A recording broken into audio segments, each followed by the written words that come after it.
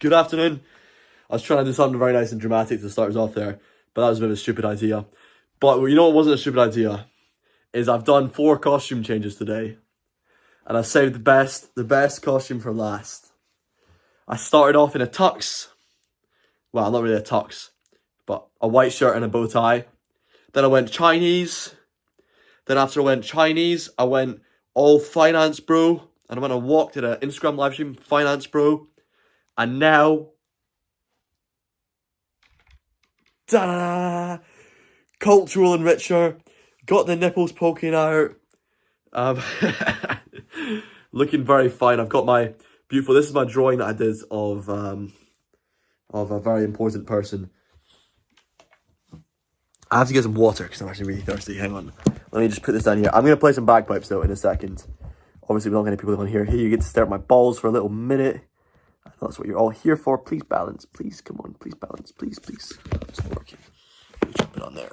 Please balance. Please balance. Come on, please. No, no, no, no, no. No, no, no, no, no. Please balance. Come on. Come on, son. Come on. There we go. Oh, oh, oh, not quite. There we go. That's it. Right, I'll be back in 1 minute. 1 minute.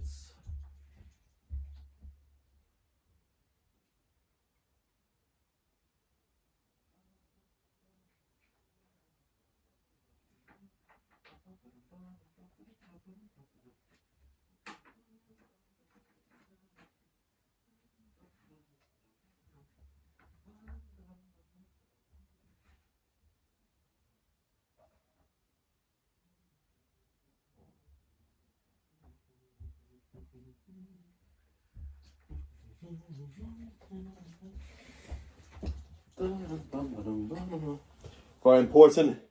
I brought my tissue. Hey, who's came along here? Hello, Alf Landon. I have no idea who you are, but welcome. Welcome to the party. We're gonna have a bagpipe party in the living room. Living room bagpipe party.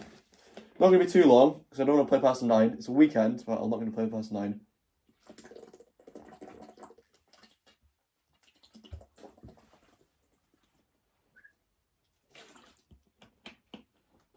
My washing is hung outside right now, and it's in such a lovely, neat line. I was just sitting there admiring how nice a line my washing is organized into.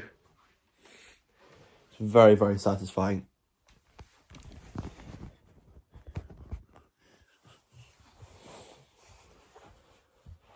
Oh, I need to get my earplugs. Let me get my earplugs.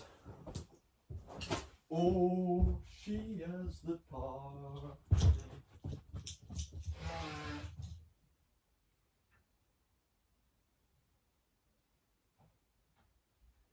Oh, she has the party. Oh, she has the party.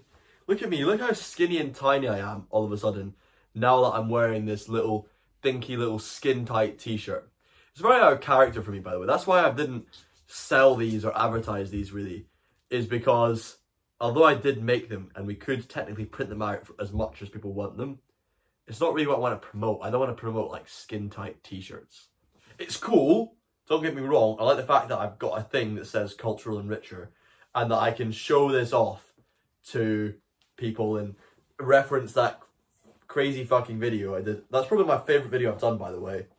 And it's not even got that many views. It's got like 200k views or something. It's got way less than all the videos before and after it, like the Muslim calls to prayer. But that video where I fought the Malawian guy, like I was punching this disabled homeless guy in the stomach, that was an insane video. I don't think I've done any videos that really came up close to that, really. And I gave them all their t-shirts, right? And it ends with a video with all these Africans trying to take the t-shirt off him, and they're going, I want my t-shirt! I want my t-shirt! And me convincing all the Africans, look, guys, I know I've been beating this guy up for a bit, but let's let him keep his t-shirt, you know? Back off, guys. It's the good thing to do. Let him keep it. Isn't that right, Shia? Isn't that right? That right. So right.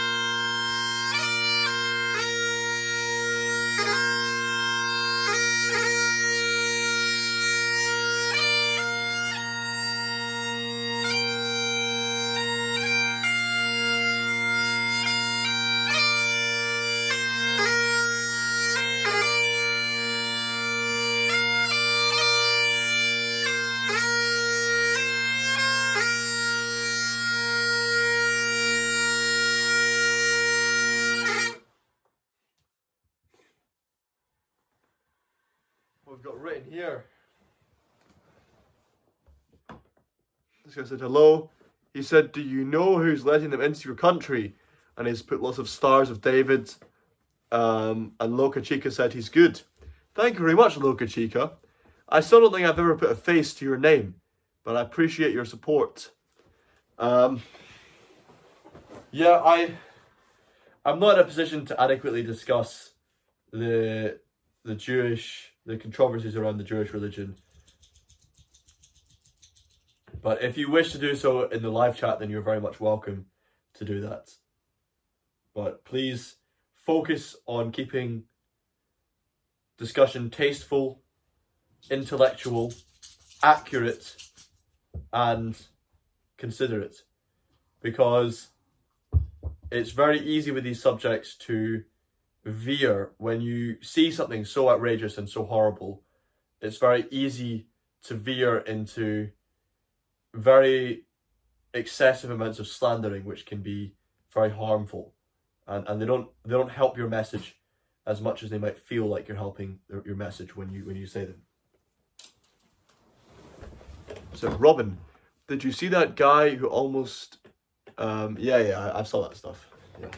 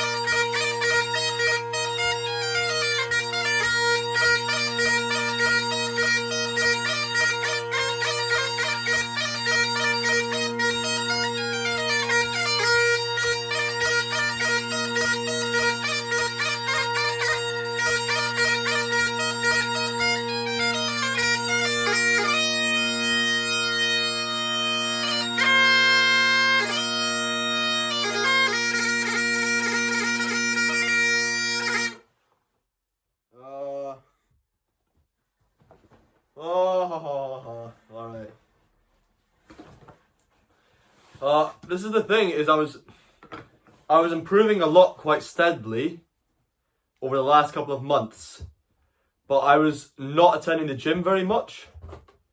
And now I've done a couple of heavy gym sessions, I've noticed my hands tighten up a lot.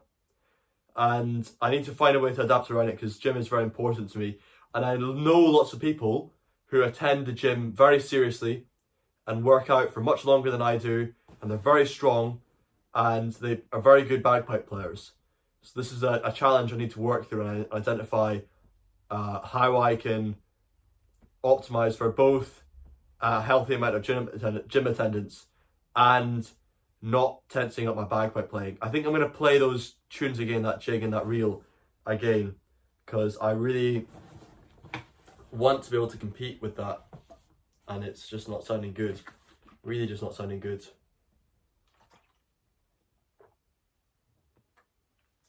It's mostly the top hand stuff. I can feel my left hand, especially the thumb of my left hand, but my left hand is struggling a lot to try and do these movements. So I know it's technically a performance, right, because it's a live stream, but I'm going to use this as an opportunity to practice a bit, because I need to practice stuff. And if you don't want to see a practice, just opt out. I won't be offended if you dip. That's just something that we do, you know. Oh, careful. Good girl.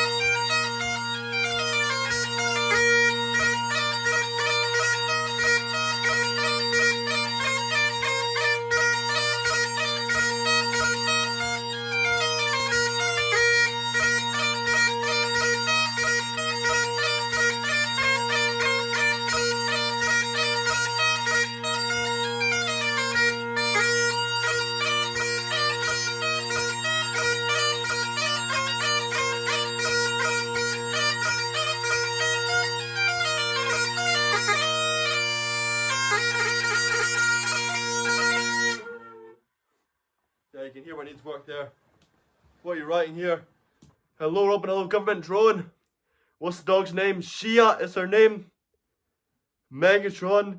That's your dog's name. Very, very cool. Very different.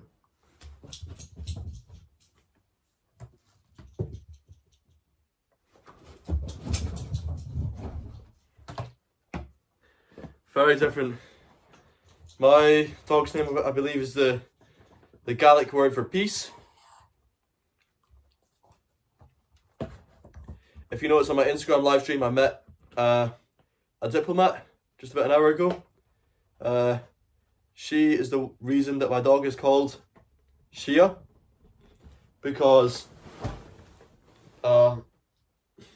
she names all her dogs after different words in different languages for peace, because as a diplomat she sees her duty is to creating peace on earth,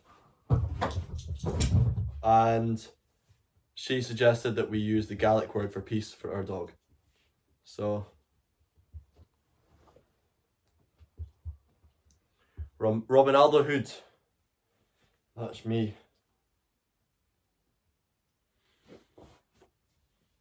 Robin Dahood, because I go around the hood and rob them.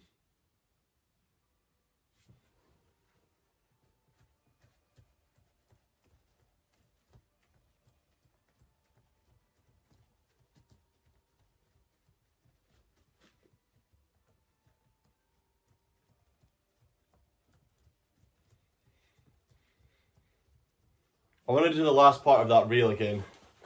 I'm not competing with that reel, but it's one that I'd like to try and perform with, and right now it's not a standard that I can perform with.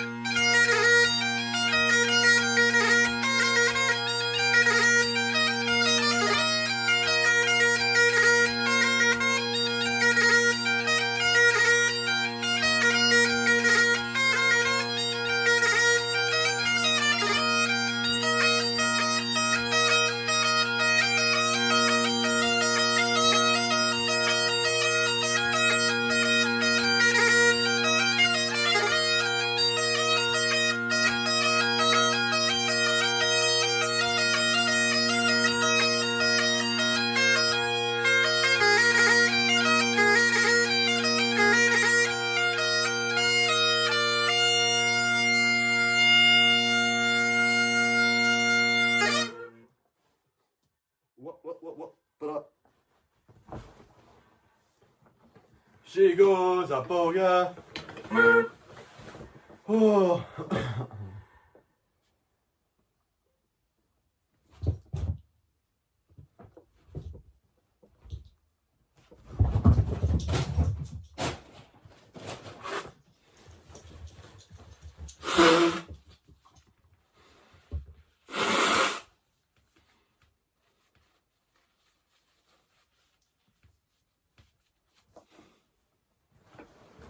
I'll do it right now. Would that be Shia? You know, peace is I can't even read that from here. But yeah, that's pretty much how it's spelt. It's written like Sith, but I think it might be S. Is it S-I-T-H, or is there a? I actually don't know. I don't know how to spell the name. I don't know how to spell the name, but thank you for trying. What time is it? Oh, my plan was really not very good. It's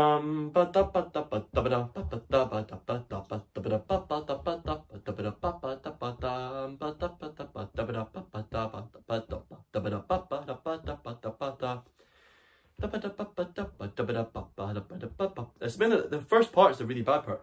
Oh,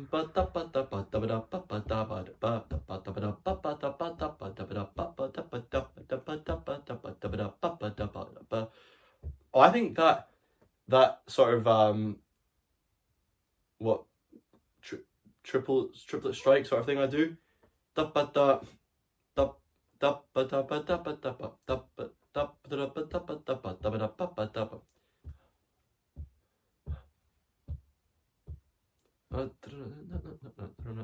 I think instead of doing I think on the first thing I go that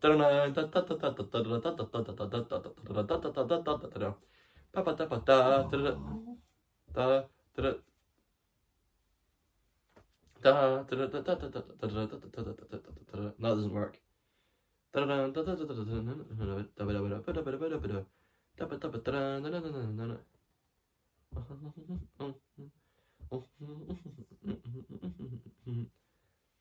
Yeah, alright, okay, I'll work on that after. I'll work on the chanter. You guys don't care about the chanter or want to see the chanter, so I'll do that when it's all quiet afterwards.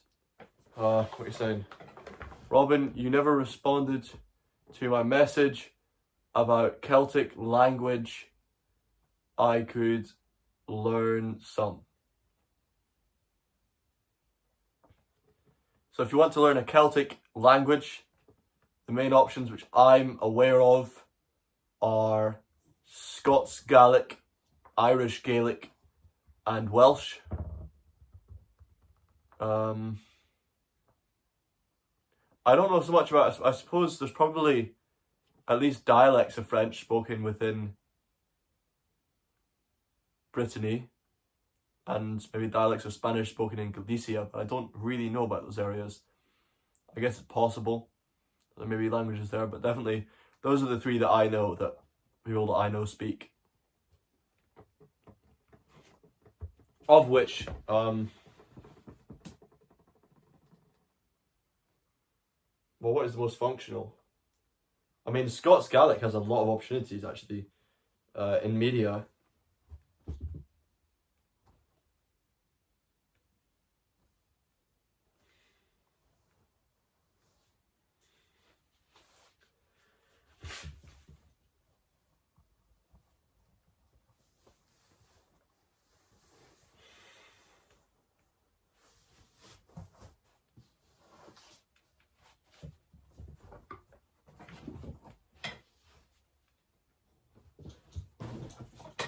Ah! Yeah, bad point.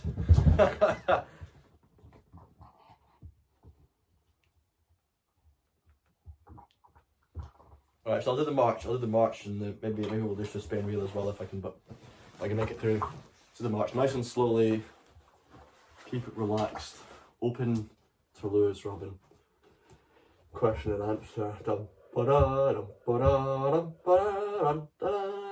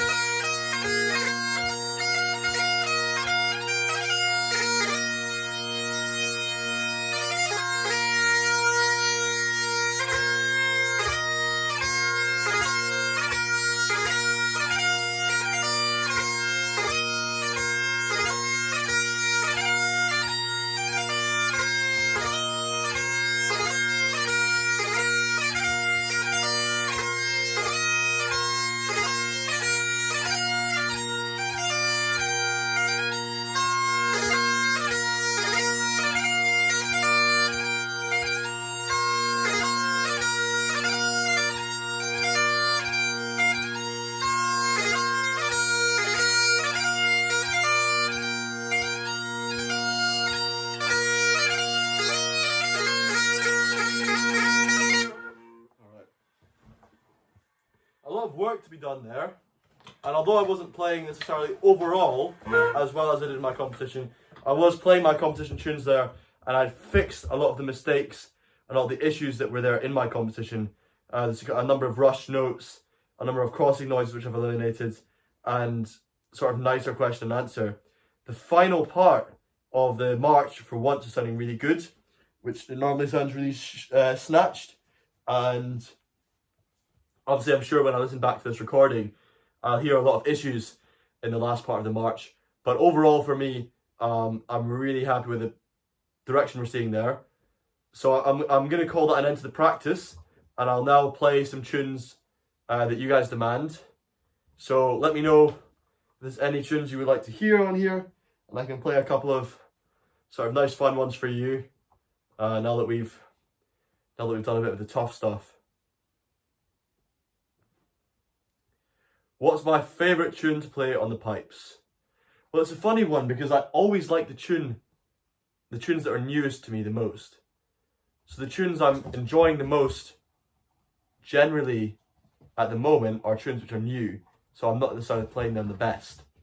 Of tunes which I've known for a long time, the tunes that still give me the most joy are probably tunes like A Man's a Man for All That, oddly, I don't know why, but it does. Killiecrankie, Angus McKinnon. I really like Angus McKinnon a lot. It's a really nice tune. And I normally don't play the third part very well. So maybe that's why I like it, because I hear other people playing it, and that's what I have in my head.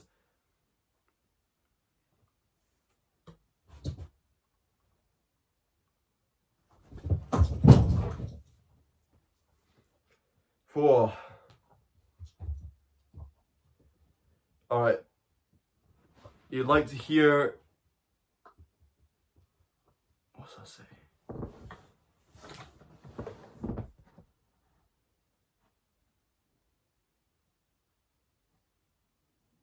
Bright Ring of Day. I don't know that tune. Sorry, man. Sorry, you're requesting tunes from a piper who's clearly too inexperienced for your repertoire. But no, after struggling there through a lot of technical bits, I'm going to play something not too fancy or crazy to finish us off. So I'll play Angus McKinnon. It's a good chance for me to work on my Torluas and try to play 6/8 at a nice slow tempo, because that tune really lends itself to a slow tempo. And my main aim is being relaxed and having open technique. Getting my Torluas sounding nice. Not any, none of this.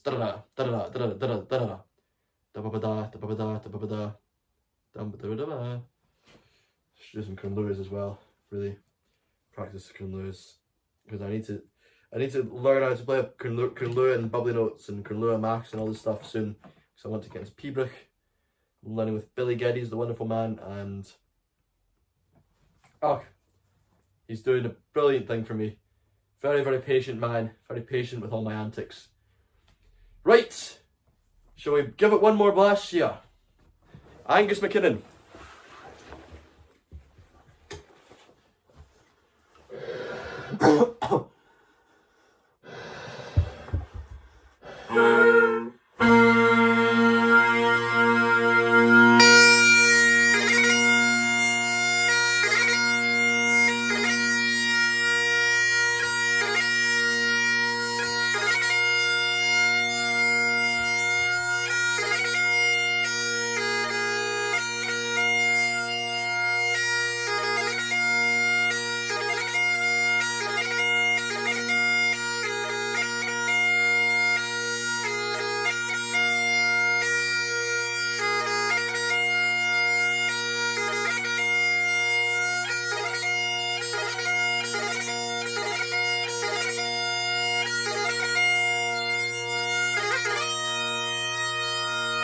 More another day.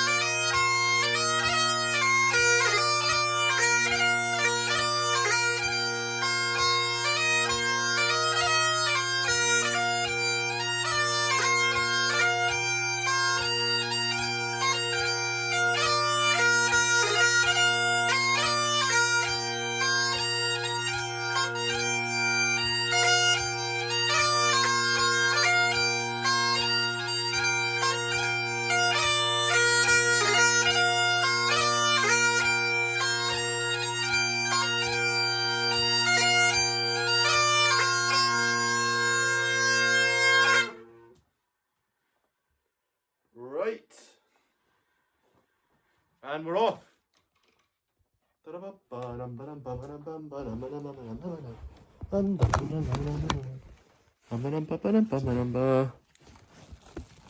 Oh, dawning of the day. Oh yeah, sorry. Ah. Oh well. I do know dawning of the day. I played it in the past, but I can't really remember how the first line goes. I remember the sort of second part. Na na na na na na na. Yeah, of course it comes up. No, it's very popular. It's a very beautiful song. It's very popular here. Let's play it before I go, eh?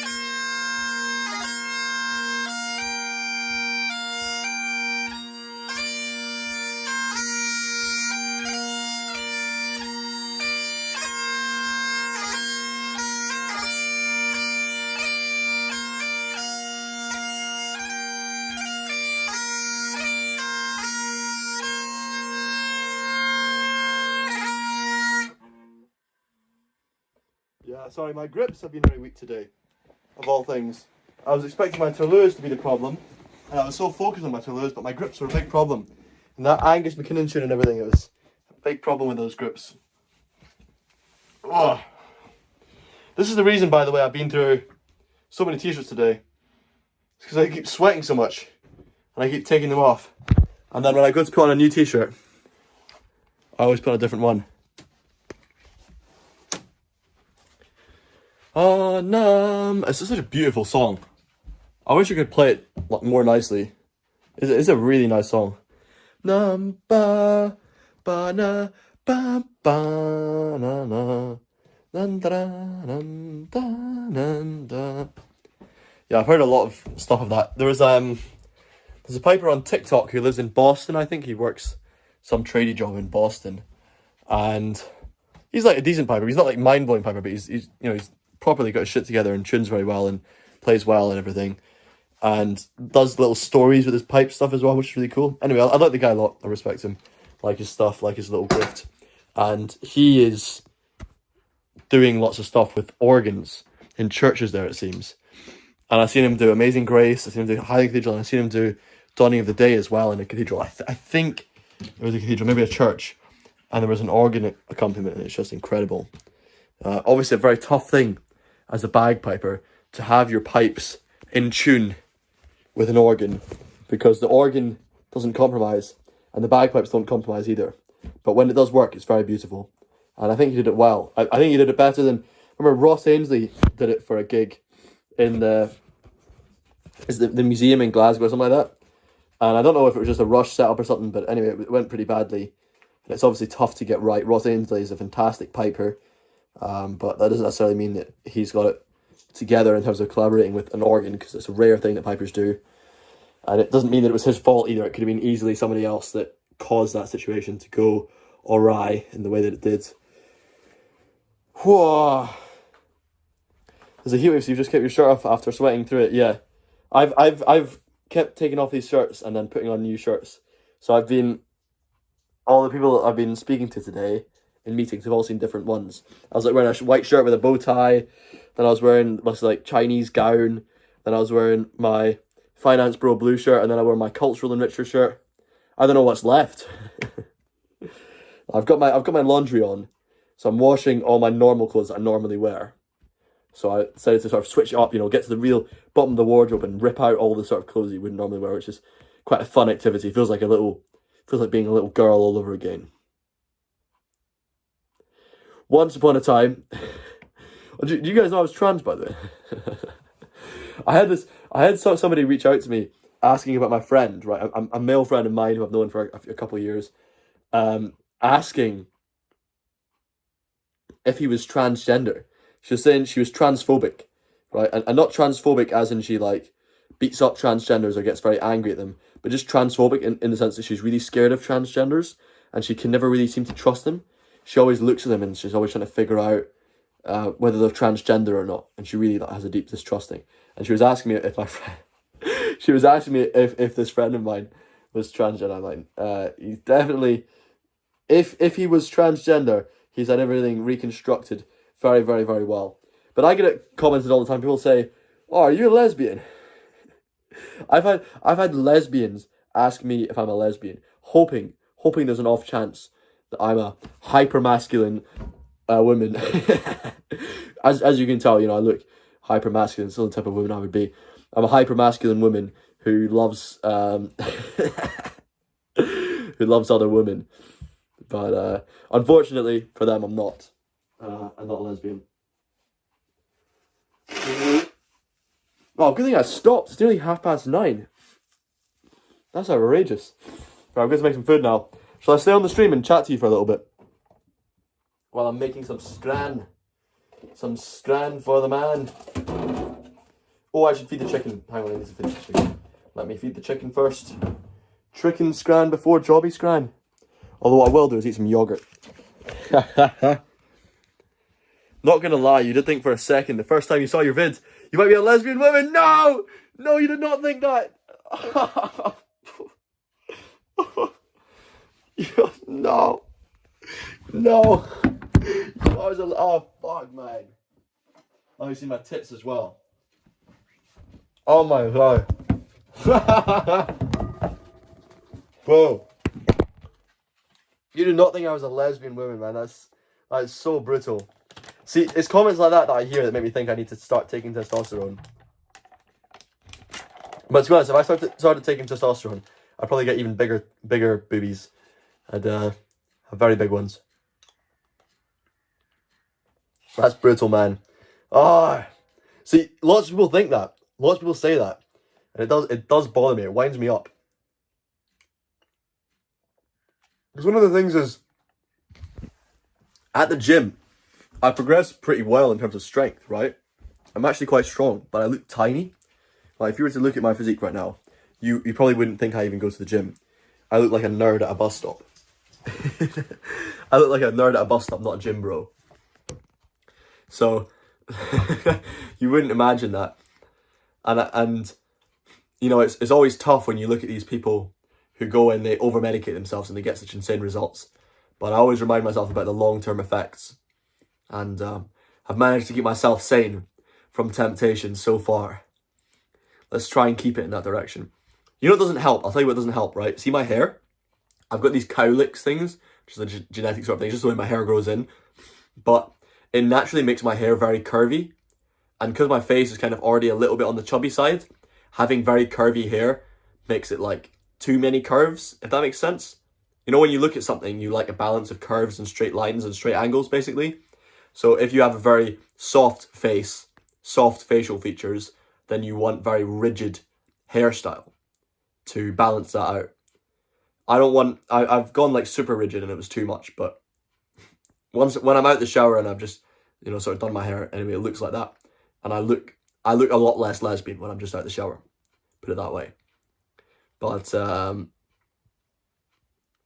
yeah, it is rough. It is rough. Because I gain all this strength, but then I still look tiny. I just look like a tiny little man. I'm like, you know, all these other people, they go and do bench press for a while, and when they're benching what I'm benching, they're getting all this mass on. And for me, it's like, just tiny man. Tiny man. Tiny man Robin. Anyway, I'm projecting my insecurities very hard right now. Projecting my insecurities. Just so that you all know very well, you know. Ho, ho, ho, ho, ho, ho.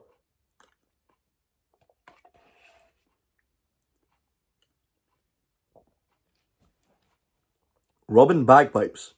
What's your piping setup that you like to use, Robin? You've heard that if you put a wee bit of whiskey into your drone reed mixture, then if you carefully apply to the reed. What? What? Bro, what are you on about? I've never heard anybody do that in my life. Put whiskey. Fair enough, man. Do as you please. Do as you please. You don't get masked very easily. Nice stuff, man. Join the skinny Ubermensch.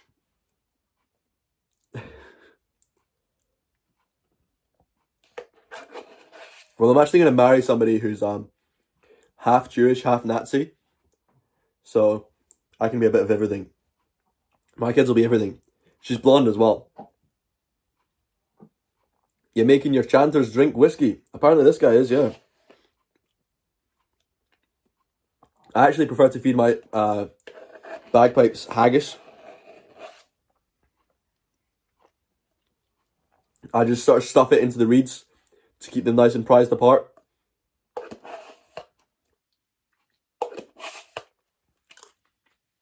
It's good actually. Haggis hairs are actually quite useful for that. If you do catch that haggis. But unfortunately, the English have been coming up to Scotland for a long time and killing all the haggis, so there's not very many. They're pretty hard to find. I was with a tour group trying to help them find haggis the other week, and we were searching for 8 hours in this place. I told them I was certain we were going to find one there, but I'd seen one there many times before, but there was none. There might have been some hiding somewhere, but to be honest, my feeling is the English probably killed them.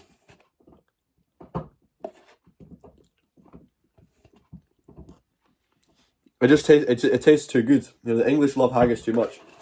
You know, by the way, that's the reason haggis is the national animal of Scotland. National animal is the national dish of Scotland, really, because it was such a English people found it such a fantasy. They found it so hilarious that people would in Scotland ate haggis, and they would have it because of Burns Day, I believe, English people. And there was a lot of jokes in plays about it. So it became quite an iconic thing and a stereotype. You know, there's a stereotype that black people eat watermelon. Yeah, so basically, making haggis the national dish of Scotland is like making watermelon the national dish of Africa. You're welcome. You're welcome. Yeah, that is the reality. Honestly, haggis is lovely. Don't get why people think it's weird. Yeah, I mean, I love it. I love it. It just doesn't really represent our country. That's all. I love haggis. I eat loads and loads of haggis. Way more haggis than any normal Scotsman does. I probably eat the most haggis out of any person in this country. Because I have pretty much one haggis every day. I often have 2 or even 3 haggises if I'm feeling very, very haggisy. So yes. Fried chicken should be the national dish of Scotland. It was invented in the Highlands. Yeah, I mean, like, you could say chicken tikka masala should be the national dish of Scotland. But, like, does fried chicken really symbolise Scotland? Or does it symbolise the Scotland that we want the world to see? I mean, could it not be, like, Cullen skink is a pretty reasonable one. Potatoes and haddock and the rest of it. You love Burns Night on the 25th of January. Yes, it is on the 20th of January. It's a fantastic, fantastic time of the year. I love Burns Nights. Oh, I was just saying there, actually, it's one of the simpler tunes that I play that I always like going back to is A Man's a Man. Dum brum ba dum bum dum brum na na na na na na na bum bum ba dum ba na na na na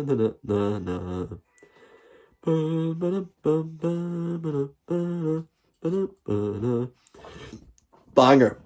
Banger. I like it. It's so simple and so repetitive, but it's just, I don't know, it just works for me. It just hits the right kind of note for me. I like that. I like a Burns Day, big supper, lots of poetry, love poetry. Usually a mix of Burns poetry and then some newer poetry. I think it's a great time to listen to young poets and up-and-coming poets and people that are doing new things and showing off their new arts, and then you get Highland dancers and all sorts of different little instrumentalists and singers coming up. I think it's a brilliant occasion. And it's crazy. You know what's crazy? Is January is the absolute epitome of tourism. I think probably the lowest time for tourism is probably somewhere between the 5th and the 10th of January. That's probably the absolute lowest phase for tourism in Scotland. So 25th of January is not that far from being the absolute lowest tourism phase for Scotland, because nobody really travels at that time, which is crazy, right? That's when people are either at home celebrating after New Year and then trying to get back into work. So they don't book holidays at that time. And it's like the best thing to come to Scotland for is a Burns night. You know, it's the best thing. So I think that might be a good thing to try and balance out our tourism across the year. So we have a little bit more in the off seasons and a little bit less in the high seasons, would be to get more tourism for Burns Day. Some people were saying, oh, you know, we should try and make St. Andrew's Day the equivalent of St. Patrick's Day. But I think Burns Day is so great. It's such a unique day for us that we should be celebrating that. You know, cocky soup, haggis, neeps and tatties,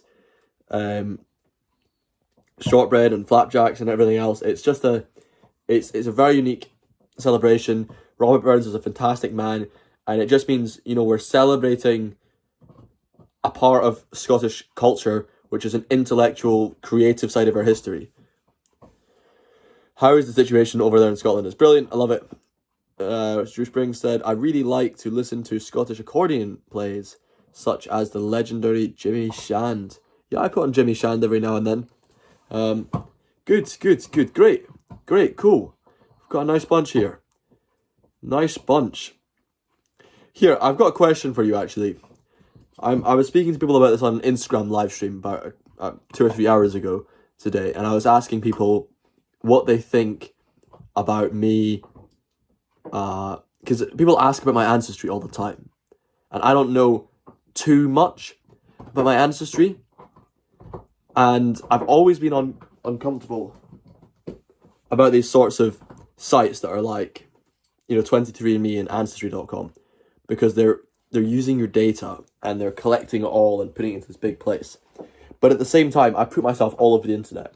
So I've exposed so much of my data to everyone else already, just by default of my career, that maybe that shouldn't be a big concern for me. So I'm considering whether it's ethical and reasonable that I should do that. Because it is expensive as well. Like, I think it costs a few £100.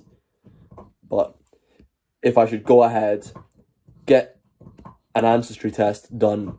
To be honest, I probably should get a blood test done. But get an ancestry test done and get some people to tell me where my ancestors come from. I think the thing is, I'm worried the answers are going to be pretty controversial, because I think I'm going to be way less Scottish than people think I'm going to be. Because people are just going to think I'm going to be like 99% Scottish. I think it's going to be more like 2%. Was that you knocking that off the table? Whoa! Look at me, got my big muscles out, my big traps. Nothing. That's what I mean. What do you even see? What do you even see? A lesbian. A lesbian. You know what I want to hear? See the guy who said he thought I was a lesbian? By the way, he said it in a very respectful way. As respectful as you can be when telling someone they look like a lesbian. But if he's still here, what's his name? Hang on. Scott Unar. Scott Unar, if you're here, or Scott, if you're still here, Scott, can you tell me, when you looked at the video of me and you thought, that guy might be a lesbian, did you still think that when I started speaking? Did you still think that when I actually played? When after I stopped playing and I shouted that I was like, I'm proud of European culture. If you want to do your ancestry, I'd advise you to go whole hog and get the proper Hallogroup test done, rather than going with any of the regular ones that take your data. Hallogroup test. Okay? Is that expensive though? Because, I mean, I'm doing this for a YouTube video that's probably going to make about $10 in profit, if I'm lucky. So, you know.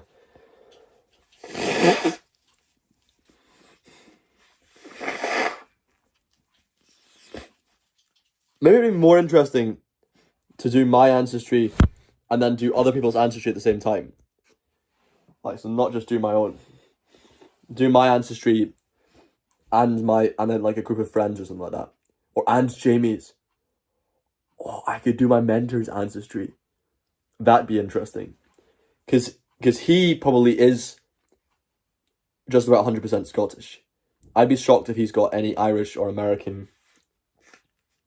I'd be appalled if he had English blood. If we did ancestry test on him and he has English blood, I would never let him down for that. No one, you saw my face in motion and heard my voice. You knew you weren't a lesbian woman. Okay, alright, good. Good. It was just the pic in the thumbnail that was tripping you up. Okay, alright, I'll take that. You saw me in motion. You saw my motion. And you saw that I've got so much motion that you realised I couldn't possibly be anything other than a very straight, very heterosexual, very masculine man. It's probably more expensive than the 23andMe types of tests. Yes, what is it? Is it like a grand then to do that type of thing? What was the name of it? The hollow...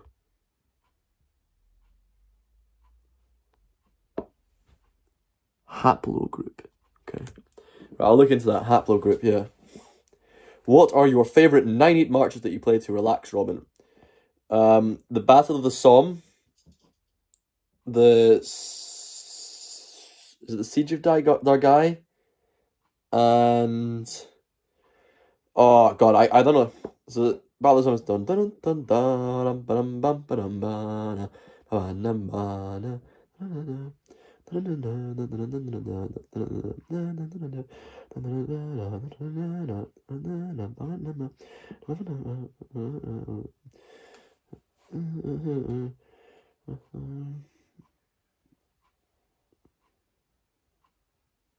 what's the one that goes dum bum dum bum bum bum bum bum bum dum dum bum bum bum bum dum bum dum bum bum bum bum bum dum bum bum bum bum bum dun dun dun dun dun dun dun dun dun dun dun dun dun dum ba dum ba dun dun dun dun dun dun dun ba dun dun dun dun dun dun dun bum ba dum ba ba dun dun dun dun dun dun dun dun dun dun dun dun dun dun dun anyway, yeah, lots of great 9/8 songs. I really enjoy.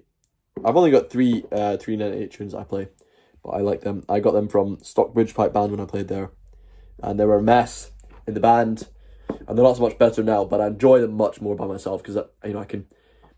Playing by yourself is so much more fun than playing in a band, in my opinion. Sure, the group spirit is great. Being with a band is great fun.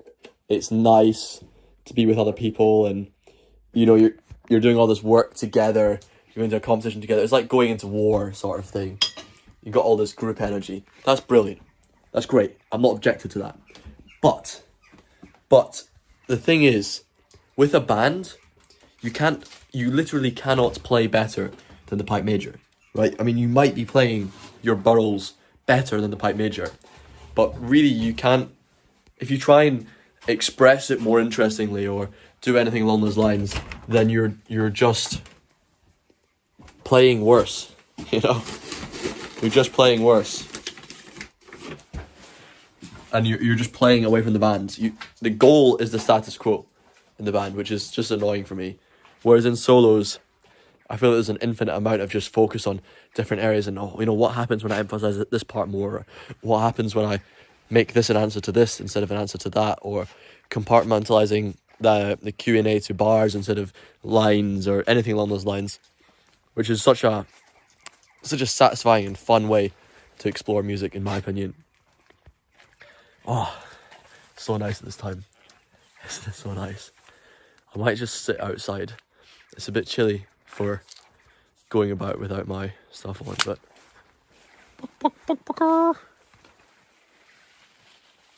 She gonna sleep?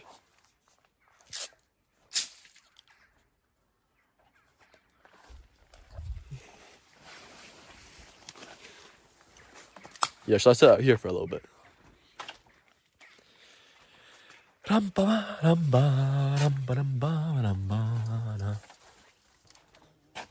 no the Battle of Psalms. Dun dun dun dun dun dun dun dun dun. That's the Battle of Psalm. The thing I was trying to think was dun dun dun dun dun dun dun. I know I'm humming the same tune but with a different start. What's the one that starts with dum ba ba? Oh, the back of that chair is cold. Oh, I think it's actually the most sensitive part of my body is my back. Because when I lean my back on a cold chair, it's oh.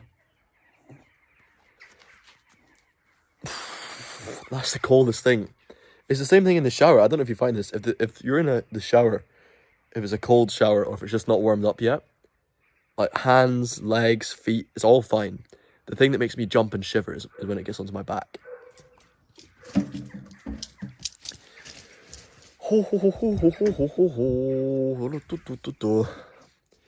we've got 10 viewers. That's how I get for taking my shirt off. I can only put on one of these shirts that are drying here, actually. I reckon they're dry now, are they? Yeah. Alright, 5th shirt of the day. I'm not exaggerating, this is actually my 5th shirt of today. We're going purple.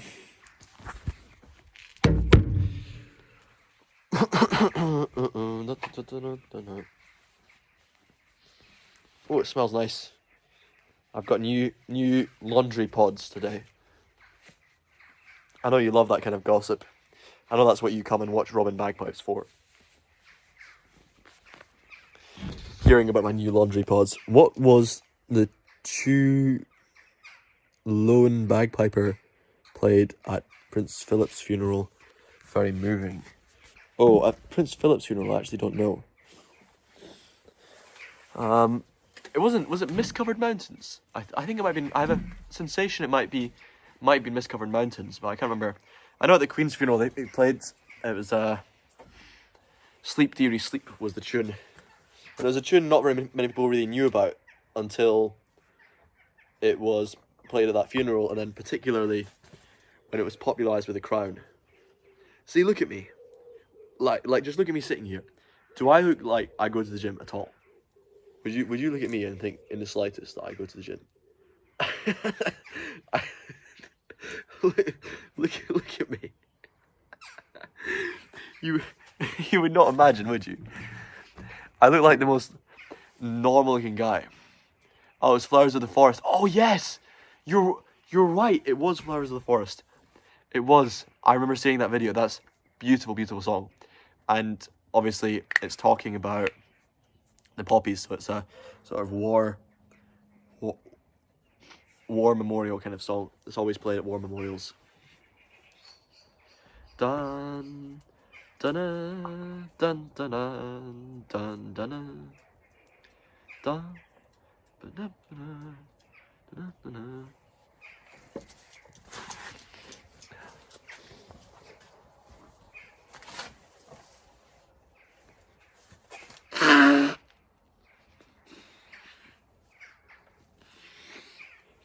Yeah, I've definitely seen a recording of Flowers of the Forest being played by a piper in a hall at Prince Philip's funeral.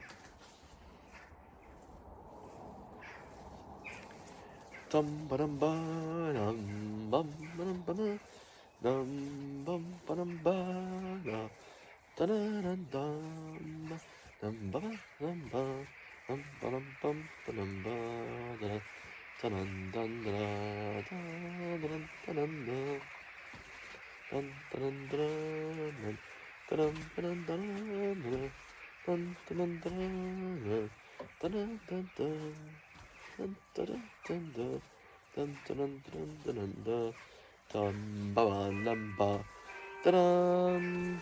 dun.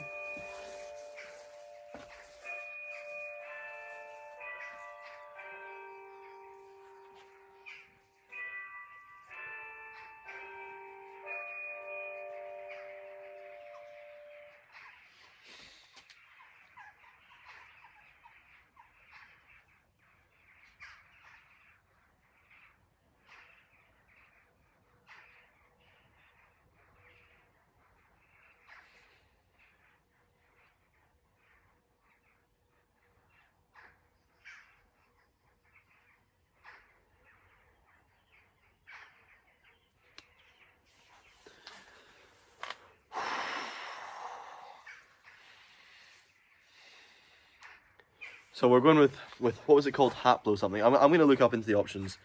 Anyway, I'll research what the options are for finding out your ancestry, and I suppose it's going to be similar for the lot of them, right? I mean, you talked about this one, it's much more thorough, but it's probably going to be something similar in terms of putting saliva or blood in a box and then sending it off to some big creepy computer-centered organization who do all their nerdy analytics on it, and they come and they tell me that I'm 94% Jewish.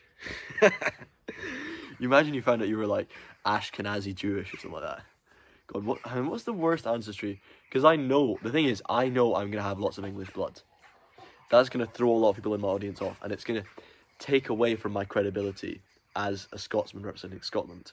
But hey, I've got to be honest to the world, and I don't want to hide things from you. So when you find out how English I am, don't be shocked, please. Please don't hate me for being English. Please don't hate me as much as I dislike the English. Then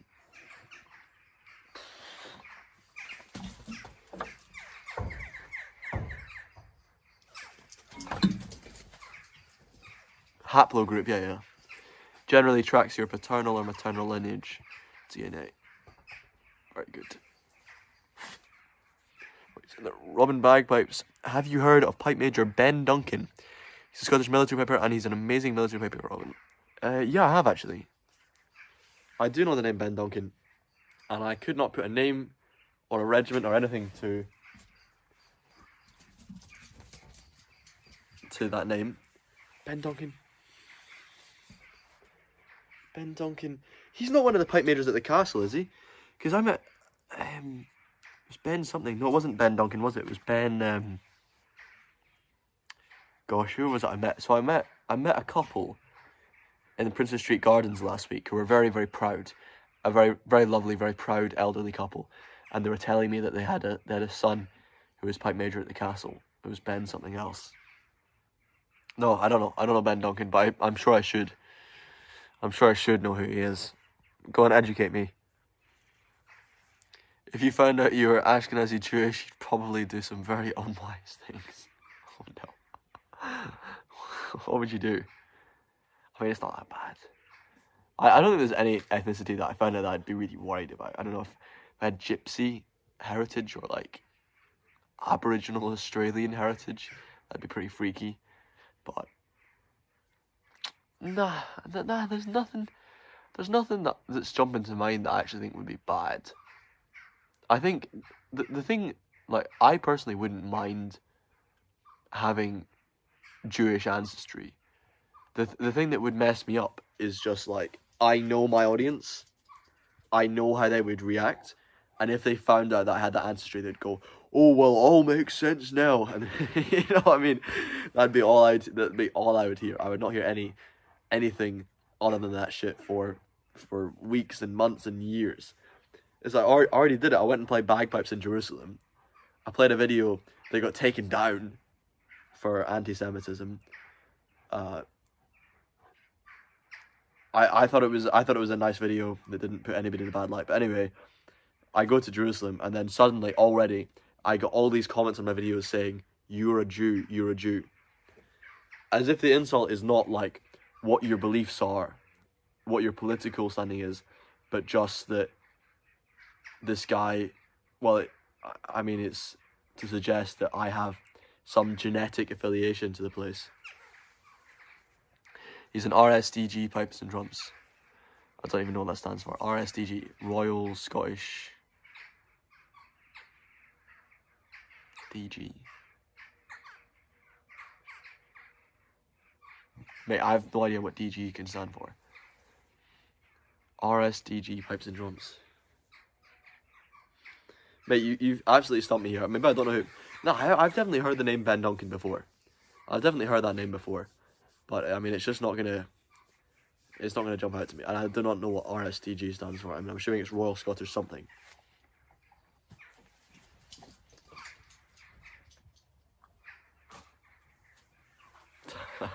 She's never gonna find that ball. She's ran around the back too early, and I just popped it over there in a bush quietly. She's not even gonna know where the ball is.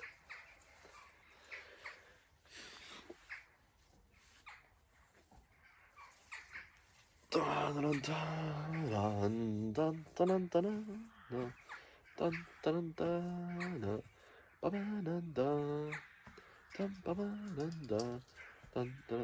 over there, Shia. Good girl. Good girl. In there. There. Good girl. No. There. Good girl. Good girl. Good girl. Good girl, Shia. Get your ball.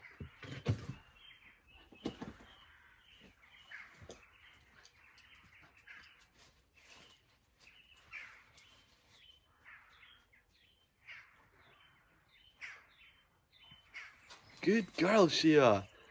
Good girl. I actually helped her out a lot there. Oh, DG Dragoons. Royal Scottish Dragoons Guards. Pipes and drums. Royal Scottish Dragoon. Okay. Alright.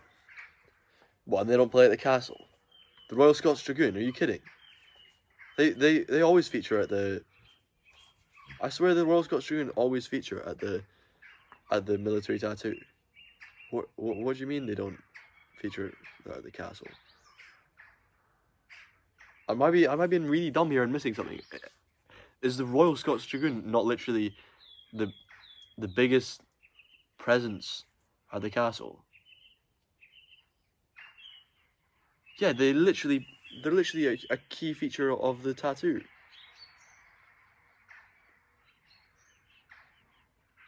Am I being silly?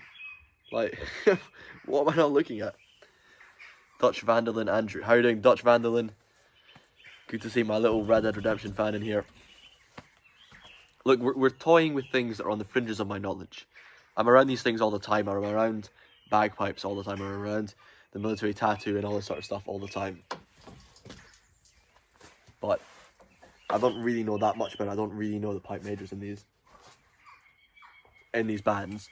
So it's something that I need to sort of clue myself up on a little bit more, and all these acronyms and things. I don't really know much about the military, but I meet a lot of military guys, and they love what I do. You know, they show a lot of support for what I do.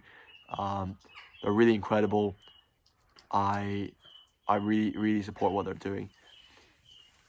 And I support. Wow, yeah. It's something that I feel we need more respect for in this country.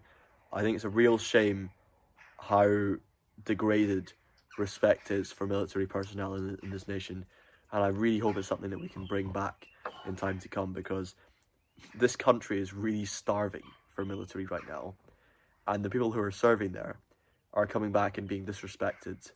They've got terrible mental health crises. Like, if you want to think about what makes a man satisfied in his life, he needs to be valued. And I'm not saying this is the reason for the mental health crisis, but it certainly doesn't help that men who fight in the military are not being valued. Surely at least we can do that service to them when they've done that service for us, of at least just valuing and giving merit to what they do. I meet so many people who have such a disgruntled idea of the military and this embarrassment around the history of the empire and everything along those lines, that they really cannot come to grips with praising somebody who comes from the military, and often even just accepting them. They think, oh well, he's one of those old white men scumbags. It's one of the things I liked in the States, by the way, because when I was in the United States, I was appalled by the level of polarization. I was appalled by the language that they used on live state TV. On live, sorry, not state TV, national TV. I was appalled by it. But when I was there was one thing I saw. People who are left-wing, even though they were so polarized and so angry about the right, and could barely get through any conversation without bringing up how much they dislike Trump, the liberals that I met in the United States, almost all of them had respect for military personnel and military veterans. And I met a lot of people who were really quite liberal that were in the American military, which surprised me. You know, because you don't think of that. You think of them as being more conservative. And almost anybody who's in the military in this country is to the conservative end of this country, which is obviously a different categorization to in the United States. But it was really surprising to me, because it's not what you see online. It's not what you expect, really, to have people that are that liberal on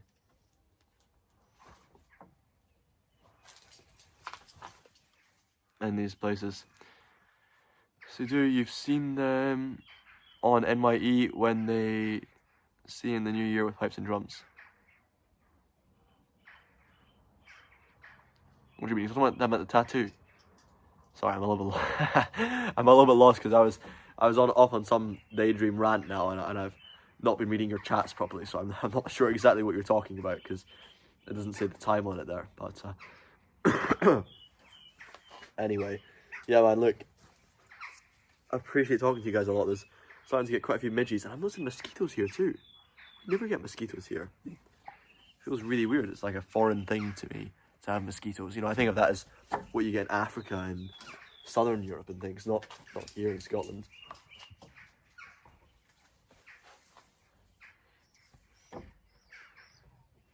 Yeah, I'm gonna go inside because I want to close the door. I don't want mosquitoes getting inside. Should I get you ball? My stuff's mostly dry, but these things are a little bit damp, so I'll leave my washing out for now. I can do that in the morning.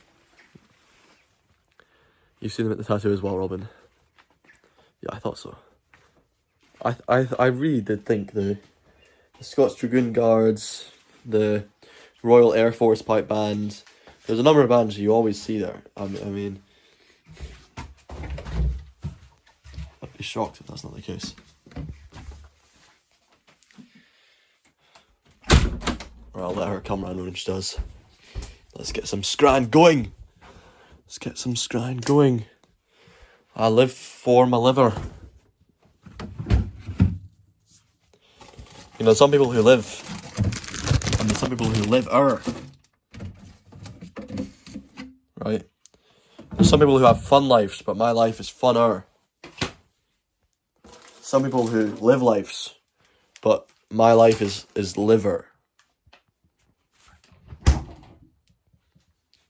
This is what you come here for.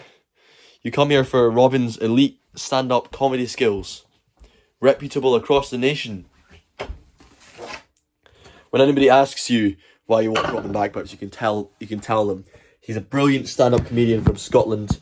He's got a wonderful sense of humour, and he's very handsome, and he's very charismatic, and he's probably the least lesbian-looking man I've ever seen in my life. In fact, he looks so masculine and heterosexual. He's probably got rectangular balls. Come on, Shia. Come on. Good girl, Shia. Is it liver time, Shia? Oh, we're getting midges. Is it liver time, Shia? You want a treat? I'll eat you wee bam then, I'll give you a treat. Actually, you need a fucking... Sit.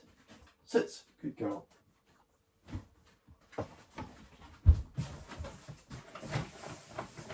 You need some food. I'm not fed you yet tonight, have I? And I need to give you your night pill.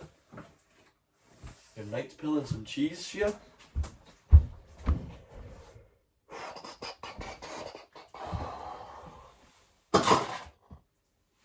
Well, you're getting plenty of Robin daily life insights tonight, aren't you?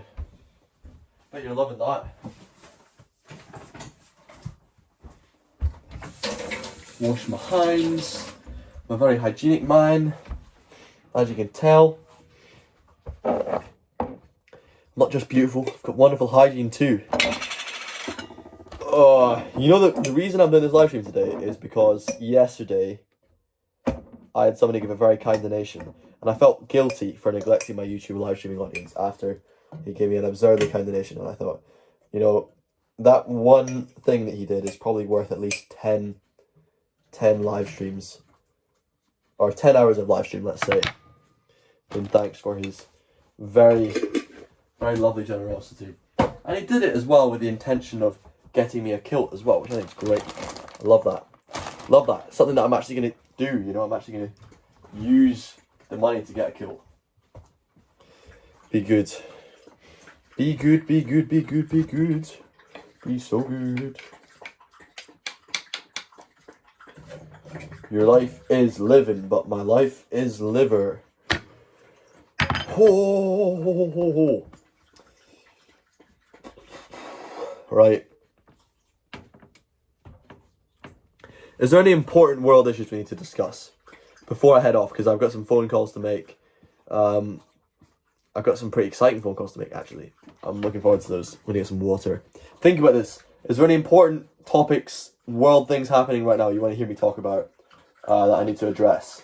Because I don't want to go away without addressing anything important.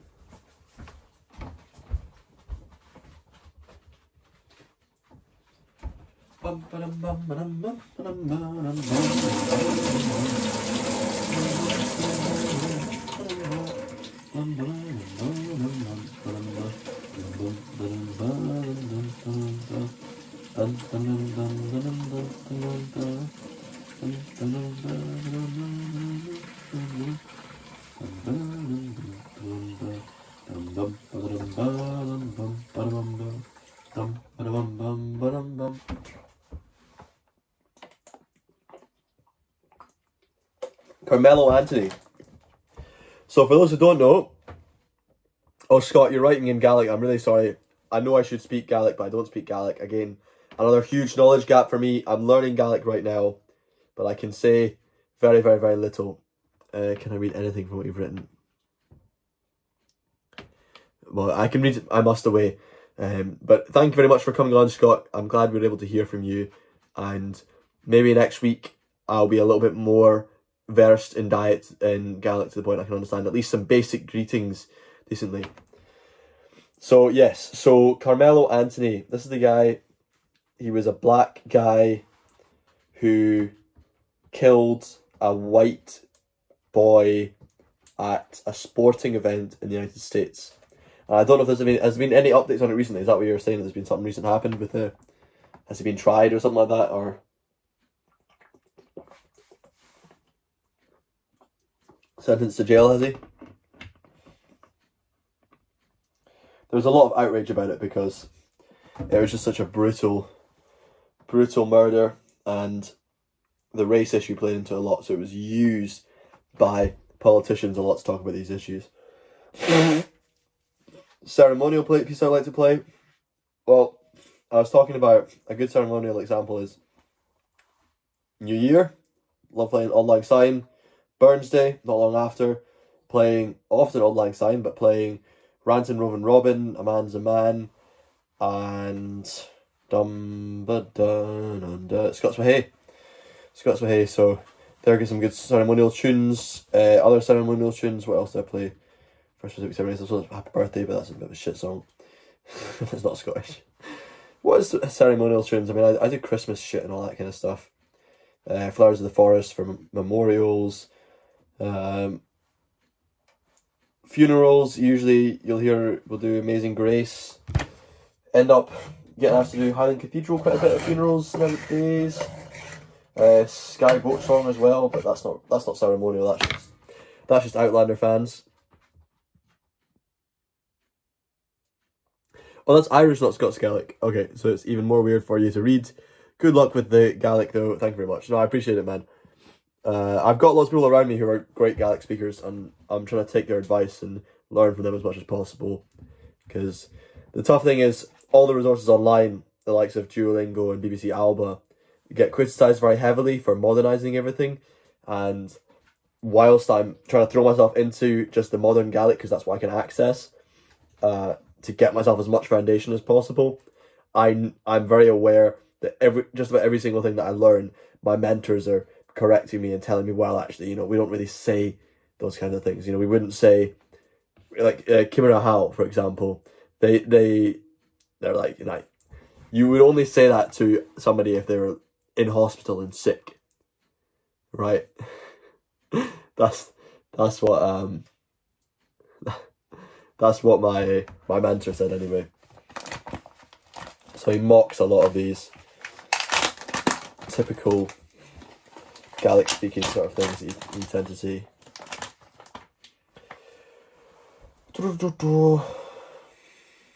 As nearer my God to thee. Very nice, very good.